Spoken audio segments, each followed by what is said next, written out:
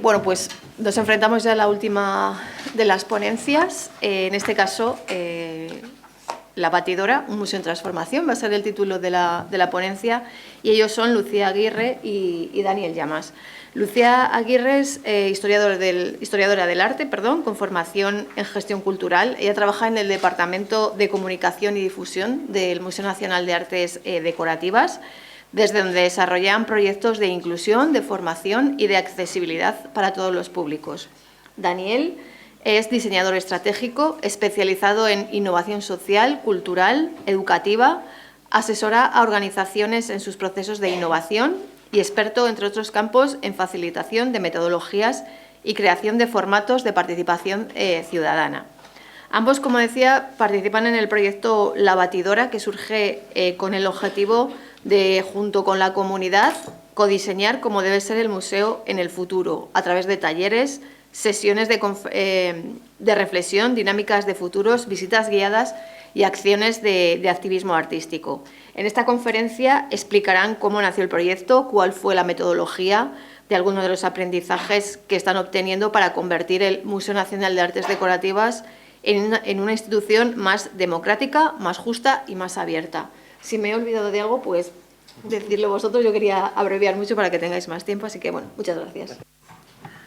Bueno, muchas gracias en primer lugar por la organización de estas jornadas, que son un lugar precioso para hablar de en qué consiste habitar un museo.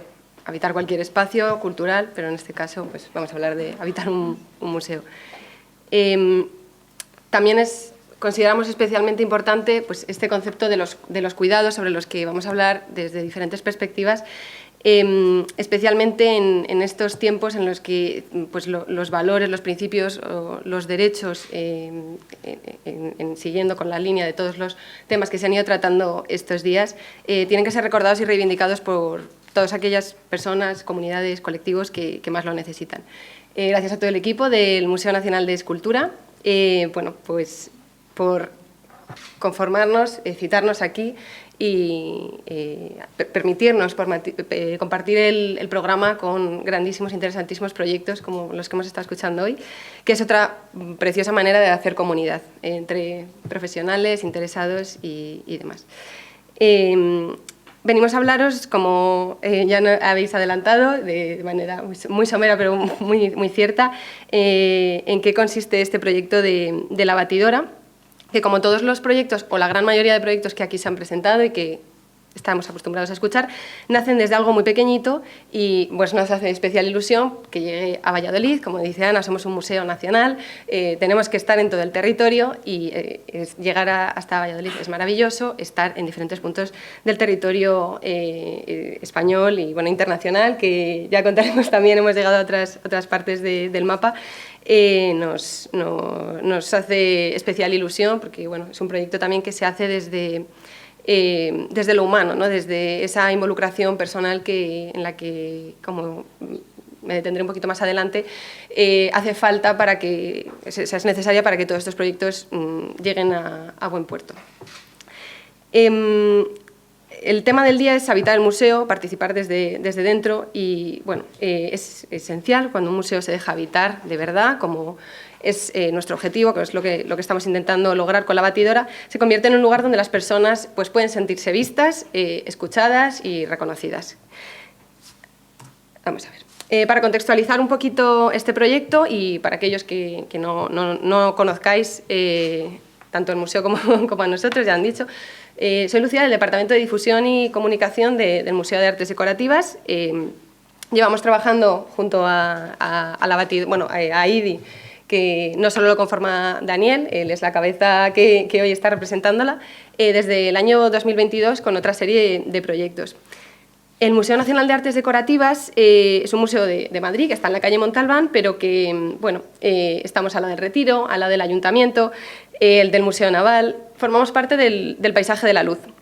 Pero es curioso porque estamos a la sombra de otros grandes museos y proyectos como el Museo del Prado, el Thyssen, pero también nos sirven de faro, ¿no? Por seguir con la metáfora de la iluminación, que, bueno, siempre son un gran ejemplo, todos estos museos, pero como que a medida que ibas contando estos proyectos había cierta parte de envidia, otras veces o sea, siempre de admiración, pero bueno, que me ha alegrado mucho ver que estamos alineados, que los objetivos son los mismos, miramos hacia las comunidades, hacia los públicos, y se hace tanto desde museos más pequeñitos como es el de Artes Decorativas, como desde otros más grandes, con más compromisos, etc. Todo lo que ya ha adelantado Ana.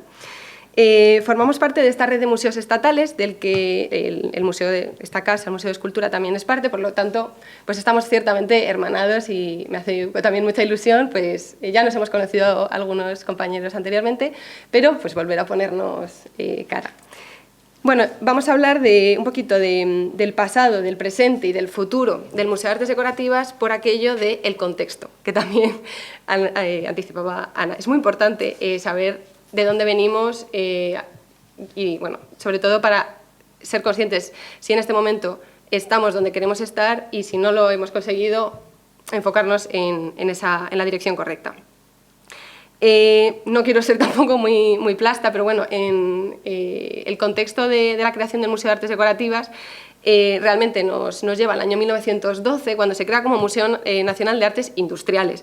Estaba en un pequeño piso en el centro de Madrid, en el Madrid de los Austrias, y bueno, más tarde se trasladaría a la sede actual, en esa calle Montalbán, en el Paisaje de la Luz, que casualmente el edificio era sede de la Escuela de Magisterio, la Escuela Superior de Magisterio, que también siempre parece que el museo, de una manera o de otra, tanto por la historia de sus colecciones, vamos, de la institución, como de sus sedes, ha estado muy relacionada con esa vocación pedagógica, esa función de enseñanza formativa, concretamente en el inicio para el fomento de las artes industriales, que era lo que al principio se consideraba que era lo que era necesario en este contexto cultural.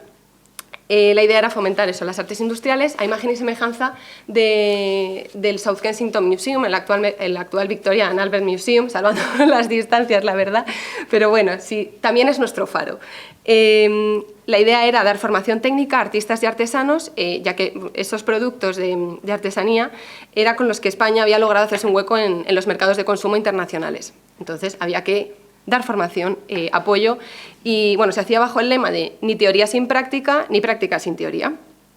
El Museo Nacional de Artes Industriales era un lugar donde aprender con el fin de eso, modernizar la producción artesana e industrial con un proyecto que estaba implementado por la Institución Libre de Enseñanza y por todo un colectivo de intelectuales de la época que apostaban por el progreso como una forma o sea, a través de la cual se podía lograr una reforma nacional a través de la educación y de la enseñanza.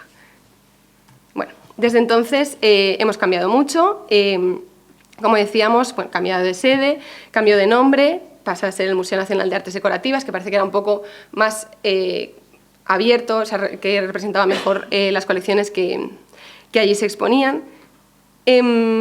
Y cambio de objetivos también, pero bueno, con todo ello hemos logrado llegar a este presente. El Museo de Artes Decorativas pues, tiene unas colecciones muy variadas que nos permiten, bueno, desde colecciones de mobiliario, de artes suntuarias, diseño, o sea, es que la colección es amplísima y siempre, bueno, que sea tan variada nos da mucho juego para contactar, para dialogar con diferentes comunidades, con diferentes intereses, con diferentes públicos. Y todo esto lo conseguimos también a través del lema Diseñar nuestro entorno.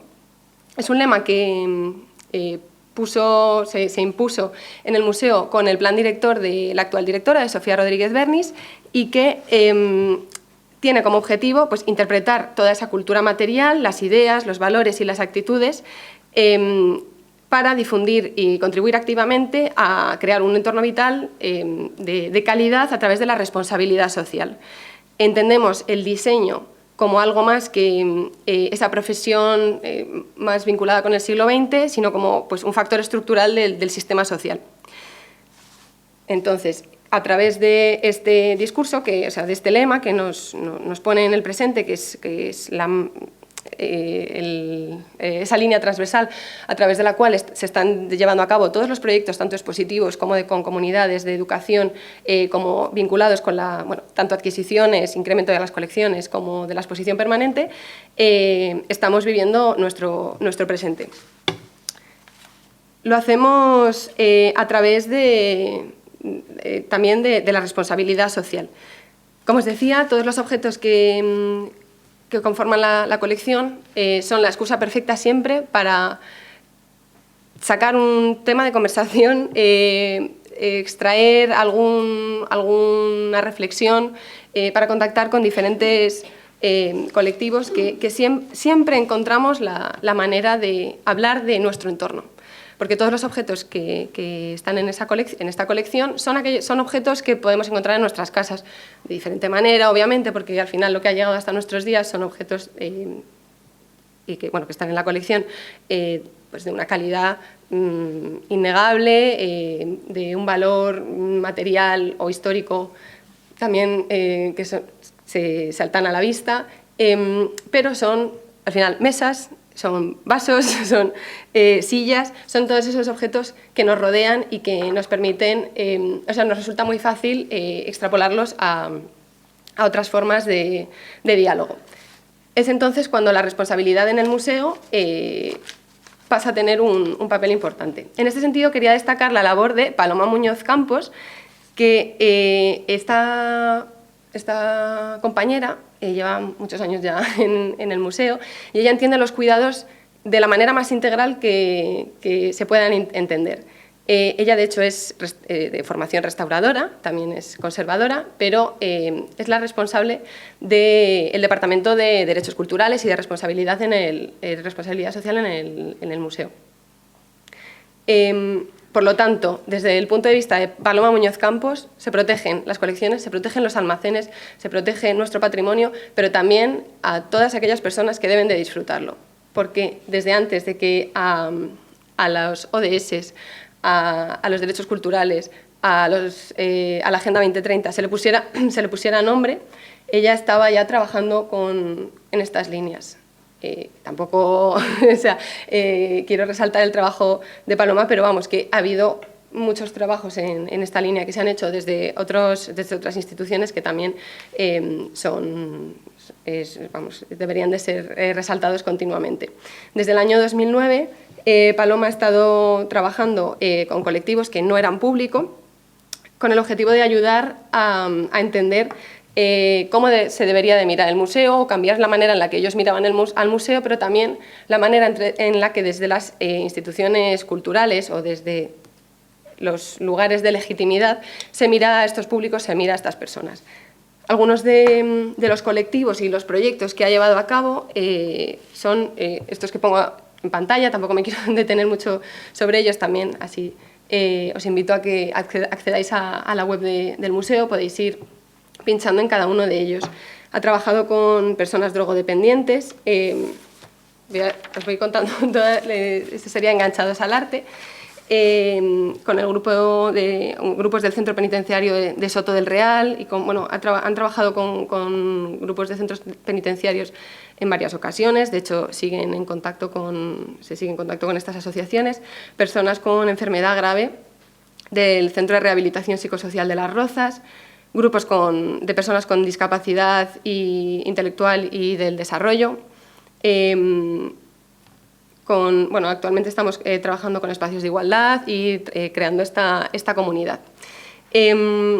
Todos estos proyectos que os cuento que se han estado llevando a cabo hasta el año 2020 siempre se han intentado materializar pues, o bien en una publicación o bien en una exposición temporal con la idea de poder, una vez finalizado el proyecto, invitar a esas familias, a esos participantes, a ser quienes tienen la voz desde el museo, igual que cualquier artista, cualquier comisario, que ya están más que acostumbrados a que se les escuche, tengan nombre y demás. Estas personas que normalmente no están trabajando de cara al público, o no, bueno, sí, en general, sus trabajos, las tareas que hacen con estos grupos de apoyo rara vez se muestran al público, y la función del museo en este sentido ha sido llevar a cabo varios proyectos expositivos que el resultado, poder compartirlo con las familias, con el público, con el propio museo, hacía que mereciera la pena. Hablando un poquito más de los trabajos que estamos llevando en la actualidad, hay que mencionar, por un lado, la batidora, que es de lo que hemos venido a hablar, pero como sobre eso nos vamos a detener un poquito más, quería destacar otro proyecto que es un trabajo que estamos haciendo con Amecu, que sería el colmado. El colmado en realidad se ha llevado a cabo en dos lugares, en el Museo Nacional de Artes Decorativas y en la Biblioteca Nacional. En el caso del trabajo que se ha hecho en el Museo de Artes Decorativas, se ha denominado de andar por casa, porque bueno, nos gustaba hacer ese acercamiento al museo habitándolo como una casa propia.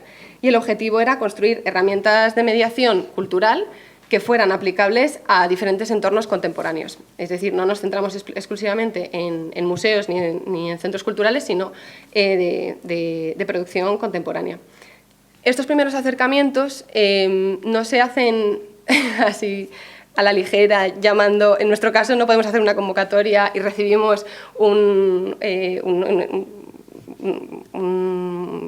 listado de 20.000 asociaciones interesadas en participar. Tenemos que sacar la caña de pescar, ir poco a poco, generar confianza. ¿Cómo hemos hecho esto?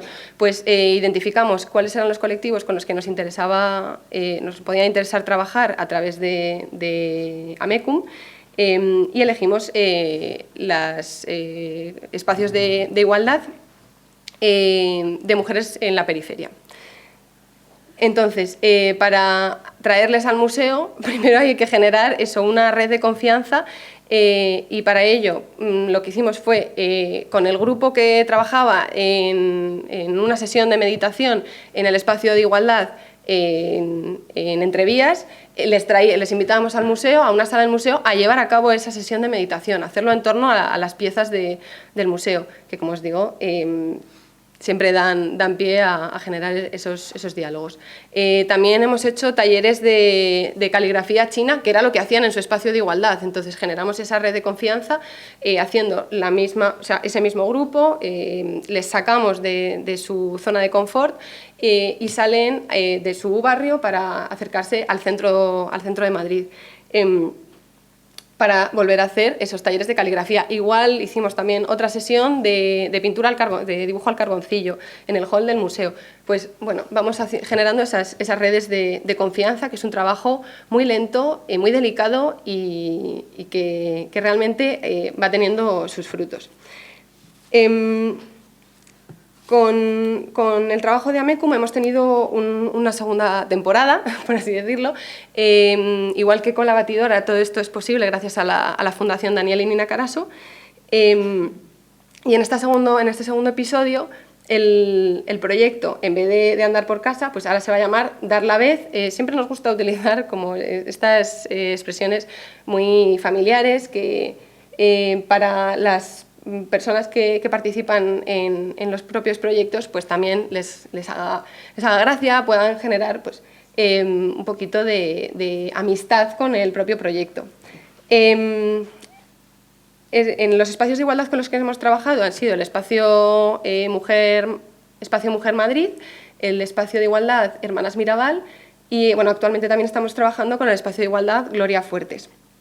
En el caso de Dar la Vez, que es el inicio de este segundo episodio, hemos tratado de afianzar el trabajo que se había llevado a cabo en el primer episodio, involucrando más a esta comunidad en la vida interna del museo, porque si queremos que esto también nos ha pasado con la batidora, si queremos que las comunidades se integren en el museo, es utilizarlas como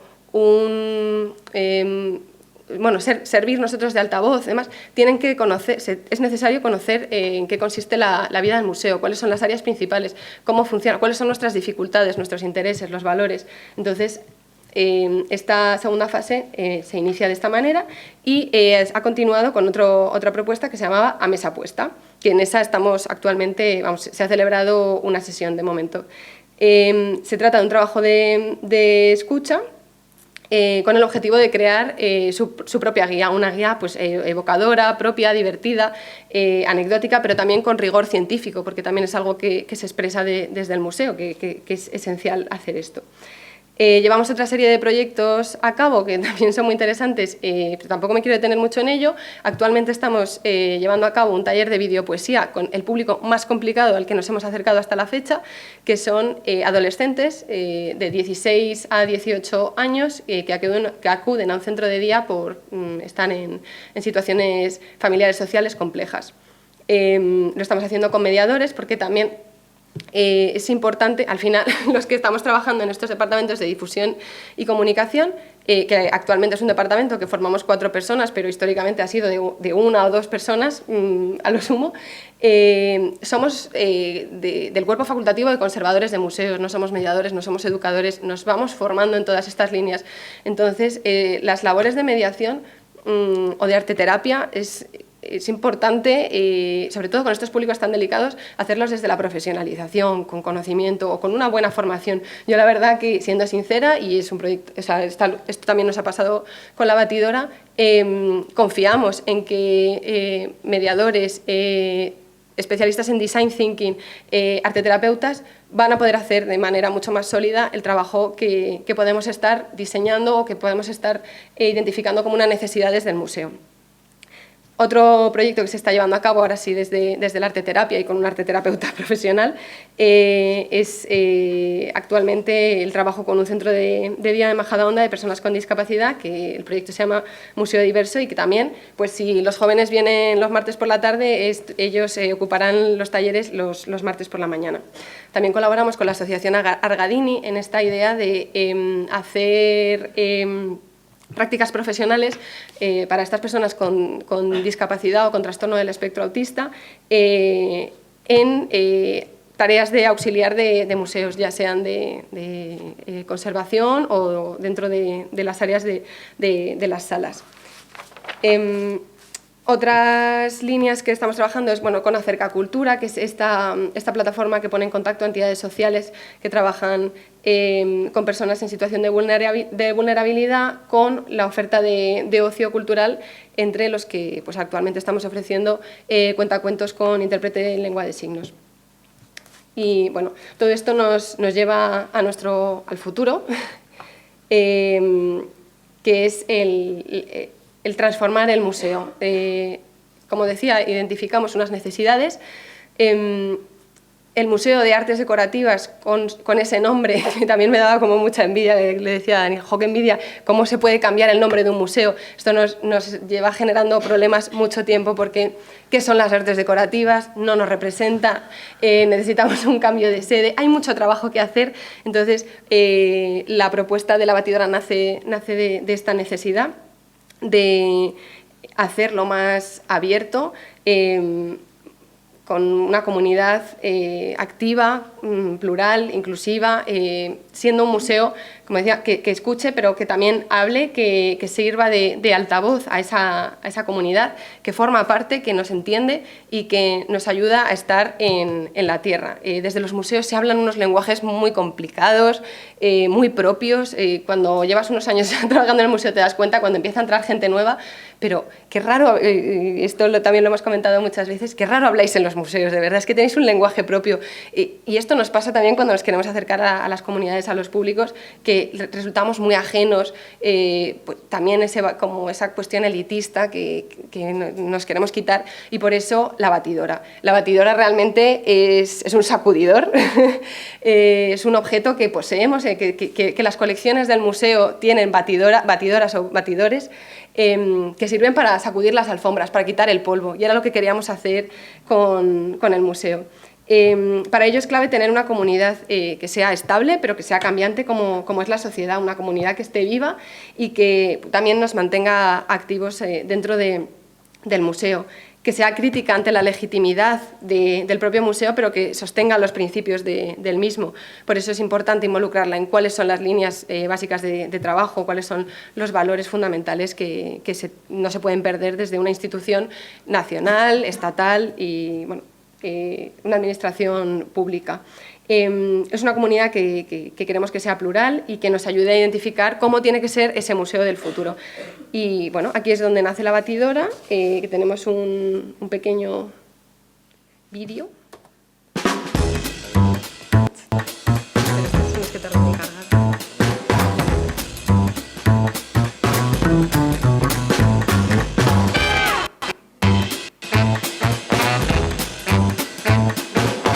Para que veáis lo bien que nos lo pasamos.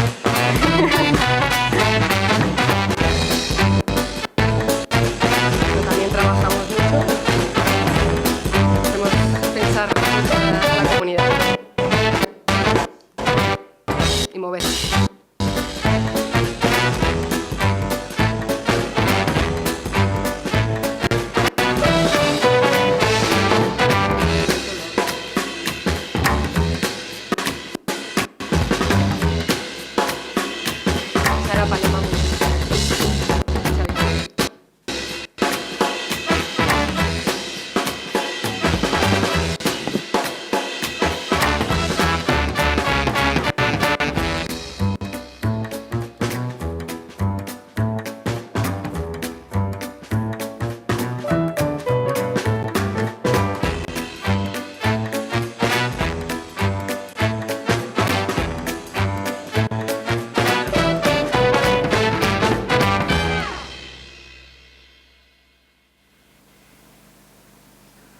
Ahí va mal, ¿no? La imagen y el sonido.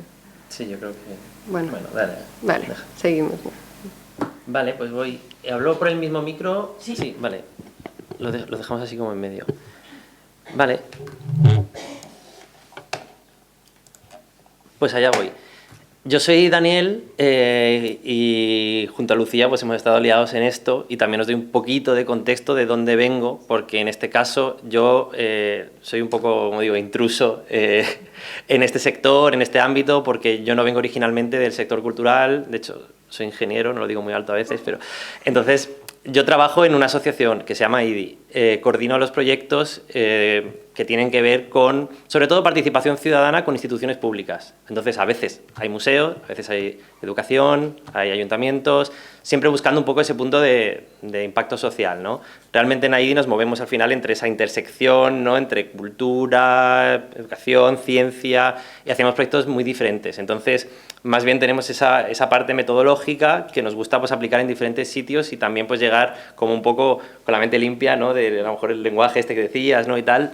Yo además aquí me pongo un poco también el gorro incluso de público de museo, ¿no? De que a veces pues llegaba aquí, montaba actividades y digo, quiero montar una actividad donde yo quisiera asistir como público, porque a veces pasa que digo, joder, es que esto es un rollo, o estoy en una cosa y digo, bueno, estoy trabajando, pero a lo mejor es que normal que no participar aquí, o también un poco tener esa crítica, ¿no? Desde ambos roles.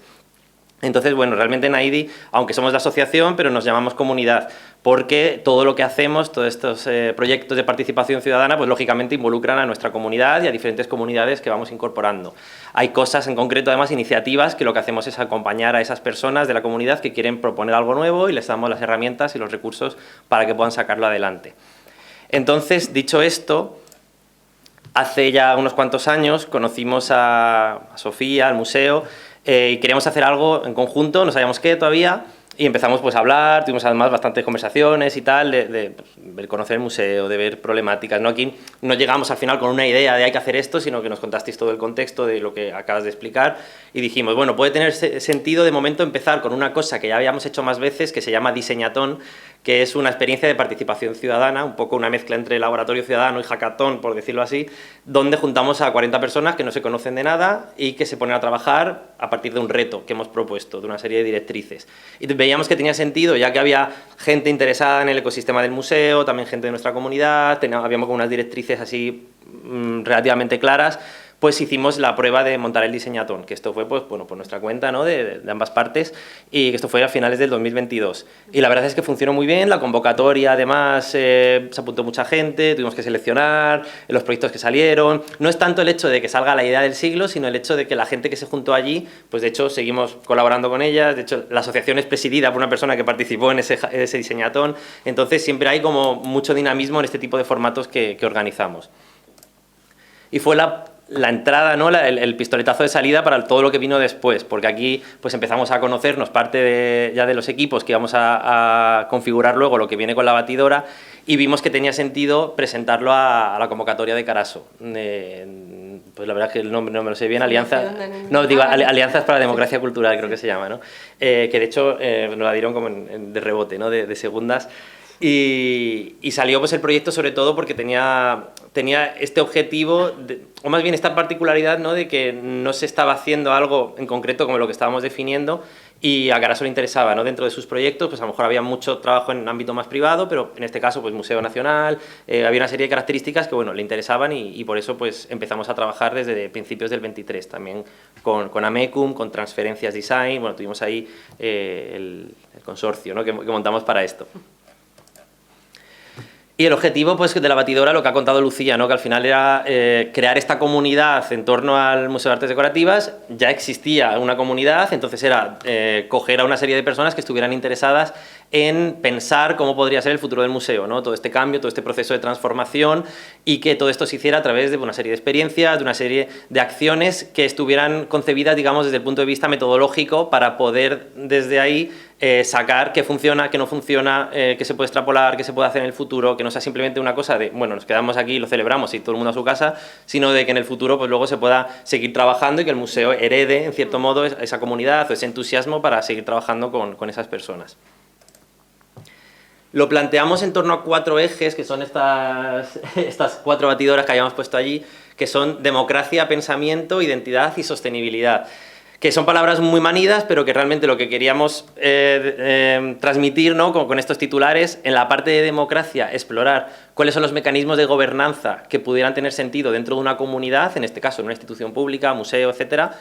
Al final, mecanismos de gobernanza en cuanto a que hay un grupo de personas, quién las lidera, cómo definen los roles entre sí, ¿no? Cómo se dinamizan, todo ese tipo de cuestiones. En pensamiento, fuimos más por la línea de pensamiento crítico, un poco también pues tocando temas de filosofía incluso, y muy relacionado con al final que hay en el museo, ¿no? Tanto colecciones, comisariado, mediación, un poco trabajar en esas líneas. En identidad, no es tanto la identidad del museo, de qué nombre podríamos ponerle, sino la propia identidad de la comunidad, qué les une, qué hace que se queden, todo este tipo de conexiones, ¿no? que se generan entre personas que a priori pues, van a tener cosas en común, pero también un cierto grado de diversidad. Y luego el último, sostenibilidad, que lógicamente está todo el marco ecológico, pero también en este sentido de la propia comunidad. ¿Qué hacer para que esto dure y que no se muera mañana, ¿no? Teníamos ese enfoque. Esto un poco el calendario, tampoco esto es tan interesante, simplemente para que sepáis que bueno, el proyecto ha sido 2023-2024, lo que pasa es que en el eje sostenibilidad hemos tenido como hijitos, que luego os contamos un poco, y entonces se ha extendido al final el proyecto, pues todavía estamos haciendo cosas, ¿no? 2025.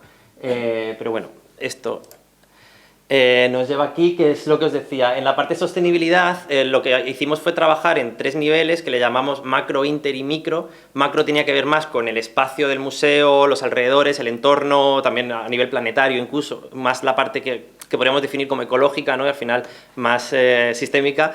En la parte inter trabajábamos más lo que tiene que ver con las generaciones, con el hecho de que había personas de diferentes edades y diferentes contextos culturales, cómo podían dialogar entre sí, cuáles son esos puntos en común, incluso las tecnologías que se asocia a cada una de esas generaciones y bueno, y cómo conectarlas, ¿no? Y cómo salvar esas brechas en algunos casos.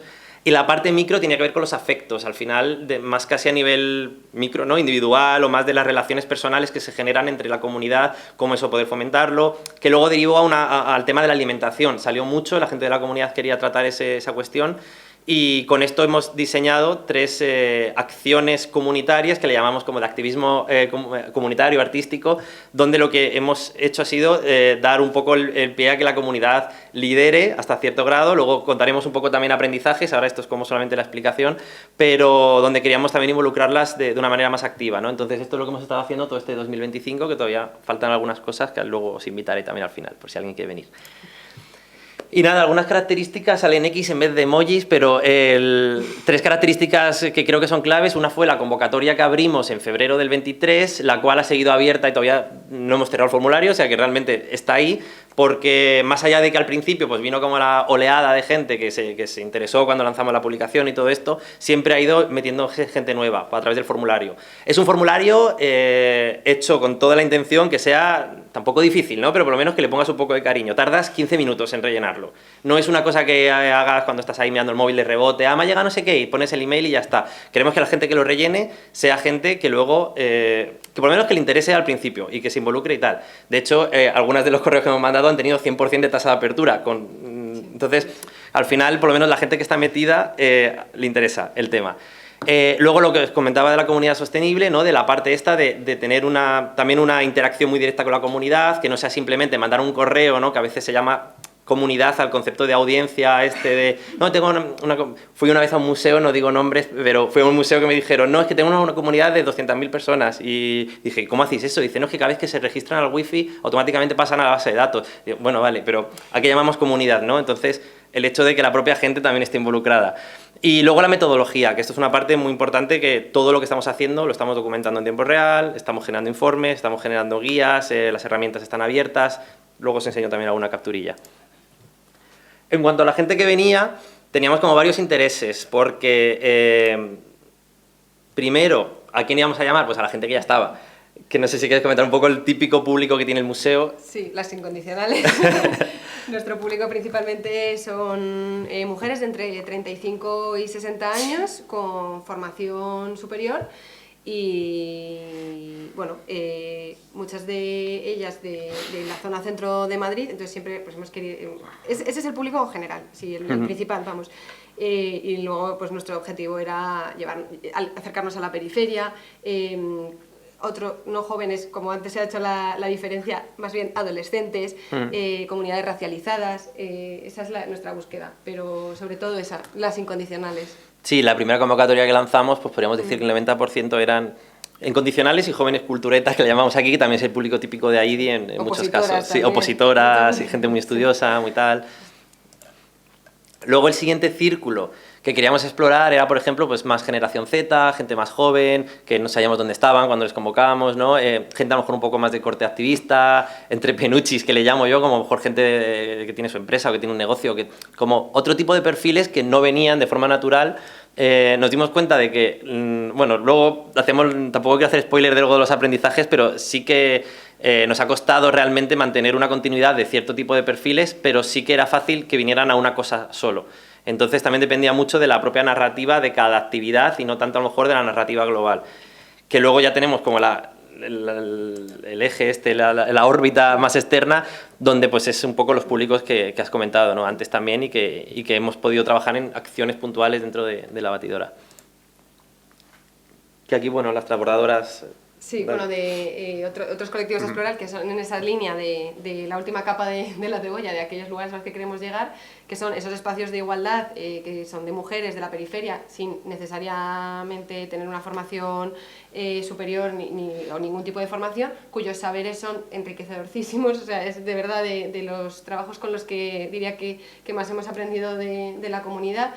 También somos un museo de mucha artesanía, entonces muchas mujeres nos decían, es que yo no sé hacer nada. Pues sí, sabes cocinar, o sabes comer, o sabes tejer, y todo eso está, de nuevo, ligado con las colecciones del museo. Nos da pie a hablar de muchísimos valores.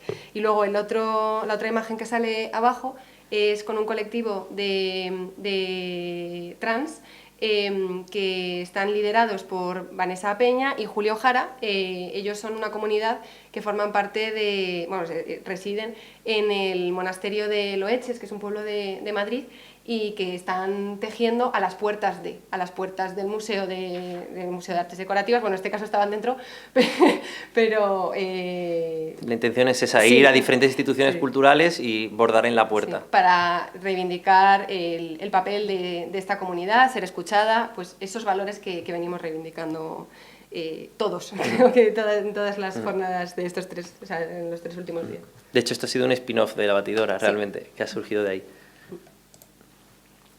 Todo esto lo tenemos contado en diferentes informes, uno por eje. Ahora estamos sacando el informe ya global de todo, que podéis ver desde la página del Ministerio, del museo. Del museo también, sí. Y por dar algunas cosillas más, que van saliendo uno a uno. Bueno, esto es nada, número, 20 sesiones organizadas. Al final la convocatoria creo que hemos tenido 300 inscripciones, los materiales, la metodología, bueno, hay una serie de palabras que tampoco voy a entretener. Aquí a nivel estadístico, por ejemplo, cosas curiosas, el 82% de la gente que se apuntó son mujeres.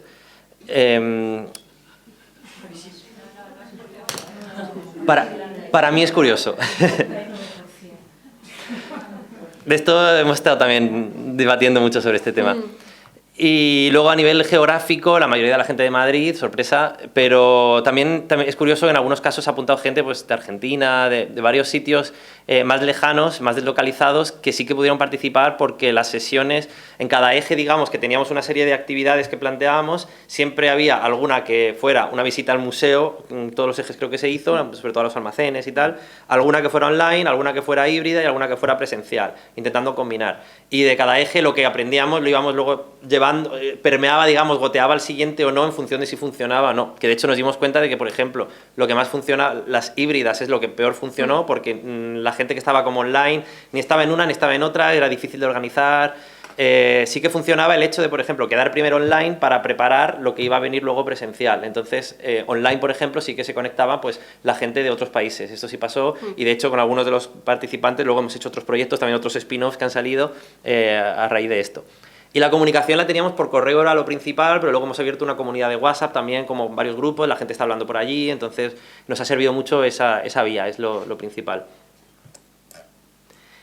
¿Y qué más cositas hay por aquí? Luego, claro, es que todo esto luego ha tenido como muchos tentáculos, entonces nosotros hemos ido moviéndolo pues por diferentes sitios donde estábamos, ¿no? Que aquí vuelvo un poco a la referencia de que yo me muevo por otros sectores o por otros entornos. Por ejemplo, pues estuvimos en el congreso Novagov, que es de administración pública, donde se presentan prácticas al final de innovación dentro de la administración, que no es, claro, no es el tipo de proyecto que se contaba, pero que bueno, siempre nos gusta ser como los raros en cualquier otro contexto, ¿no? Y contar esto en sitios distintos, ¿no? Igual que ayer estuve en un congreso, por ejemplo, de comunicación científica, pues fui allí, también estuve contando la batidora a gente que había y tal. Luego, por ejemplo, el tema de las alianzas con otros museos, porque gracias a esto hemos podido pues, hacer entrevistas a diferentes pues, personas que han trabajado la participación ciudadana en otros sitios. Por ejemplo, hemos entrevistado a Jesús de la Ponte, ¿no? que también que nos hacía ilusión que digo, mira, están por aquí hoy. Porque al final es un poco también ese intercambio, ¿no? de conocimientos, de experiencias. Estuvimos en el programa Alphabet, que es lo que comentaba Lucía antes, que es un programa internacional en Europa que lo que hace es juntar a diferentes, pues digamos, promotores de iniciativas comunitarias de varios países. Y entonces sí, pues fuimos a Países Bajos, estuvimos en Chequia, estuvimos ya se me olvida, en Suecia y Dinamarca, haciendo pues una serie de talleres, de formaciones, de temas, pues un montón de temas, ¿no? Tanto de identidad, de conflicto, de gestión comunitaria, bueno, unas cuantas cosas. Y la verdad es que nos ha servido mucho también para aprender cómo desde otros países, ¿no? Se trabaja este tipo de cuestiones. Y esto es una cosa que también me gusta enseñar con orgullo porque al final es como un poco marca de identidad nuestra, pero siempre cuando hacemos proyectos hacemos una especie de wiki, le llamamos, que realmente no es una wiki, pero bueno, es un repositorio, pero utilizamos una plataforma que se llama Notion, que puede ser muy compleja, pero también puede ser muy sencilla, donde escribimos todo lo que ha pasado está escrito ahí, incluso cosas que a veces ni siquiera deberíamos publicar, pero las conversaciones internas o la gestión del proyecto, ahí por ejemplo toda esta lista que veis pues son todas las sesiones que ha habido, podéis entrar ahí, eso está público, y en cada una de las sesiones aparece pues tanto los datos de la sesión, qué se hizo, los escaneos de las plantillas que rellena la gente en directo, las fotos y no sé qué, no sé cuánto, está todo, y luego por allí pues están también los informes, están aprendizajes, está el calendario, está no sé qué, y esto pues lo íbamos actualizando en tiempo real, para que la gente pues lo utilizara cada vez que tuviera una duda de ay, ¿en qué estoy ahora? Pues se pudiera meter y ver cómo avanza el proceso. Y esto es otro vídeo, sí, pero lo voy a poner desde el otro lado para que no se atranque. Este sí tiene voz, así que es mejor aquí. Me gusta muchísimo el concepto. Estoy deseando empezar para ver qué resulta de esta batidora. ¿Qué sacamos de ahí? Me parece muy guay lo de incluir a la gente en el... como acercarles más, ¿no? ¿Qué conceptos queremos reflexionar, no solo el personal del museo, sino también toda la gente que viene aquí? Abrir el espacio entre todos a poder proponer qué transmitir, qué queremos que nos deje el museo también cuando venimos a una visita. Creo que vamos a pensar realmente cuáles son los temas de interés de este grupo y que el museo a lo mejor hace algún tipo de piloto probando estos temas y ver si tienen interés. Creo que se gobierna desde una voluntad democrática de entender que el museo, bueno, los museos públicos son instituciones que están al servicio de la ciudadanía y que todos podemos tener un espacio o una agencia desde la que participar en la gobernanza y en las decisiones de la institución. Pecha Román va a tener que cobrar royalty de todos los vídeos que le sacamos. Vale, pues... ¿Y qué pasa ahora? Pues que estuvimos trabajando en toda esta parte comunitaria durante estos 2 años y este año Caraso nos hizo una ampliación porque lo que le interesaba también es que como complemento a todo lo comunitario trabajábamos también con la parte profesional. Vale, ya sabemos lo que quiere la gente o lo que opina la gente, vamos a ver también qué opina el sector, digamos, o una representación de toda la parte cultural a nivel profesional.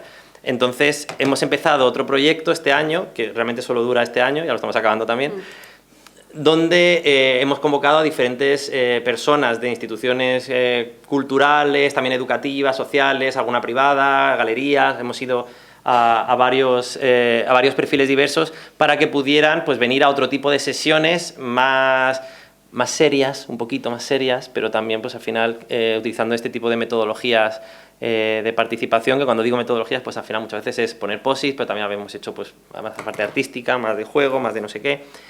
Y también teníamos un hueco destinado para la gente de la batidora, que al final también era una de las dudas que nos surgía. Ahora vamos a hablar con los que saben y ya, bueno, vosotros quedáis ahí esperando, ¿no? Entonces, realmente siempre hemos abogado, ¿no? Porque decir, vale, mínimo unas cuantas plazas tiene que haber gente de la batidora y aparte de las acciones que están sucediendo, ¿no? Para que esas personas pues sigan enterándose de todo este proceso. Que aquí lo que hemos hecho ha sido dividirlo, bueno, si quieres comentar... Vale, igual que comentaba antes, la manera de trabajar desde dentro del museo es conocerlo, en este caso ha sido con profesionales, que se ha creado una comunidad de profesionales en la que está involucrada esa comunidad de la batidora también, muy interesante, muy rica, en la que nos ha encantado toda la participación que ha llegado, pero ahora que no estamos en Madrid, porque esto también invitábamos a gente que pudiera venir presencialmente a la sesión, pero está abiertísimo a todo el mundo que no pudiera venir por ocupación o por distancia. Entonces, bueno, así lanzamos también el llamamiento aquí a que se están haciendo, seguimos abiertos a hacer entrevistas y conocer el punto de vista de diferentes profesionales lejos y cerca. Entonces, bueno, se ha marcado en torno a 4 líneas de trabajo básicas de los museos, que es el enriquecimiento de las colecciones, es decir, esa política de adquisición de piezas, las maneras en las que adquiere la administración pública, que era muy importante dejar claro cuál es la complejidad a la que se enfrenta un museo para enriquecer sus colecciones, un museo público de titularidad estatal, porque a la comunidad también se le está involucrando en esta línea, en cómo se incrementan las colecciones. Por otro lado, en la interpretación de las mismas, esa exposición permanente que muestra el museo y que está en continuo cambio y que debe de estarlo porque queremos que refleje también los intereses de la sociedad, se trató en la segunda sesión. En una tercera, el comisariado colectivo, que realmente eran diferentes propuestas y visiones del comisariado de exposiciones temporales, pero también aplicado a la exposición permanente, y una cuarta sesión de trabajo que ha sido pues, hace muy poquito, de difusión, educación, derechos culturales y también de comunicación. También fue otro tema que se trató. Es un tema que además nos preocupa en el sentido de que estos departamentos, bueno, el Museo de Escultura, el Museo del Prado, habláis de que hay departamentos de educación que tienen mucha antigüedad, pero siempre han estado un poquito minusvalorados y hay poquita gente que trabaja en ellos, o sea, como muy pocos tirando del carro, y cada vez son más importantes. Pero todavía hay mucho trabajo que hacer y queríamos dedicarle una sesión especial a ella y vamos, yo claro, desde el departamento pues me pareció la más interesante, pero todas estuvieron Muy bien, esas son las 4 ejes.